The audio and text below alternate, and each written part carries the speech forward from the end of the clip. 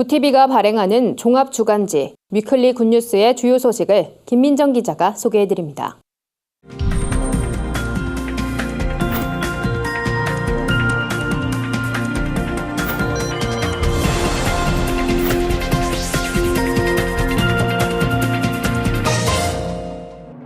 이번 주 주요 뉴스 브리핑입니다. 미국과 중국의 무역 전쟁에 전 세계에 관심이 쏠리고 있습니다. 21세기 신냉전이 시작됐다는 이야기도 나오는데요. 양국의 치열한 무역 전쟁 이면에 담긴 의미를 짚어봤습니다.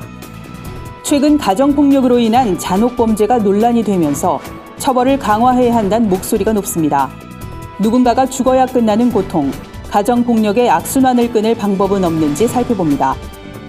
한국 사회의 고령화가 빠르게 진행되면서 사설 요양원의 수도 늘고 있는데요. 이들 시설의 상당수가 돈벌이 수단으로 전락했다는 비판을 받고 있습니다. 자세한 내용 알아봅니다. 위클리 굿뉴스 창간 1주년 특별 기획으로 한국 교회의 개혁 과제를 살펴보고 있습니다. 이번엔 세 번째 순서로 위기의 신학교육 현장을 조명했습니다. 미국과 중국의 무역 전쟁이 한치 앞을 내다볼 수 없는 양상으로 치닫고 있습니다. 한반도를 둘러싼 동북아 정세도 긴장이 계속되고 있는데요. 21세기 신냉전이라 불리는 이들 양국의 무역 전쟁은 2차 세계대전 이후 자본주의와 사회주의 진영 간의 동서 대립과는 다른 이른바 경제전쟁이라 볼 수 있습니다. 양국 갈등의 직접적인 원인으로 지목되는 지식재산권 침해, 무역 불균형 문제의 이면엔 세계 패권을 향한 치열하고 전략적인 경쟁이 자리하고 있다는 겁니다. 미중 무역 전쟁이 장기화될 경우 한반도를 비롯한 국제 정세에 상당한 파장이 예상됩니다. 혹자는 가정폭력을 두고 누군가가 죽어야 끝나는 범죄라고 이야기합니다. 그만큼 고통스럽고 벗어나기 힘들다는 뜻일 텐데요. 가정폭력으로 인한 범죄 수위가 도를 넘어서면서 관련 제도를 강화해야 한다는 목소리가 높습니다. 가해자 처벌뿐 아니라 피해자 보호 대책도 절실한 상황인데요. 가정폭력의 악순환을 끊기 위해선 반의사 불벌죄, 즉 피해자가 처벌을 원치 않으면 처벌하지 않는 현행 규정을 폐지해야 한다는 주장도 나옵니다.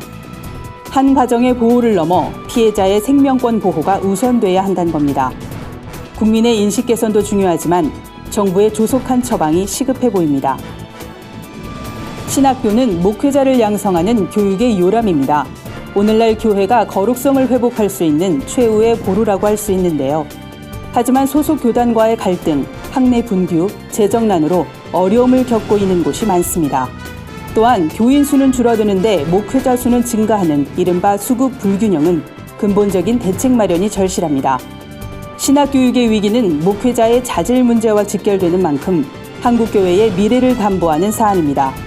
몸집 불리기에 급급했던 과거를 반성하고 교육의 질적인 회복 방안을 모색하는 노력이 필요한 시점입니다.